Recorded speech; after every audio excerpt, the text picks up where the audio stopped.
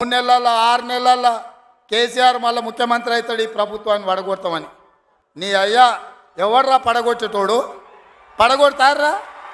ఎవడు కొట్టేది? నేను అడుగుతున్నా, వేలాది మంది మా యువకులు ఇక్కడ ఉన్నారు, మీరందరూ చూసుకుంటే ఊరుకుంటారా? పడగొడితే ఊర్లలోకి రానిస్తారా? ఊర్లలో ఎవడన్నా ఈ ప్రభుత్వాన్ని పడగొట్టాలన్న ఆలోచన చేస్తే మీ ఊర్లో యాప చెట్టుకు కోదండం వేసి కొట్టండి, లాగుల తొండలు ఇడవండి.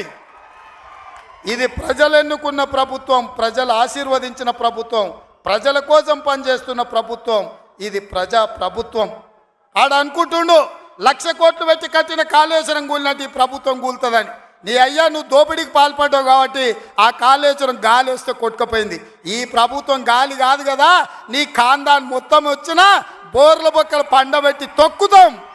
ఎవడని ప్రభుత్వం పడుతుందనో 6 నెలలకో 3 నెలలకో కేసీఆర్ ముఖ్యమంత్రి అవుతాడని చెప్పిండంటే మూతి పండ్లు రాలుతాయని నేను చెప్పదలుచుకున్నా.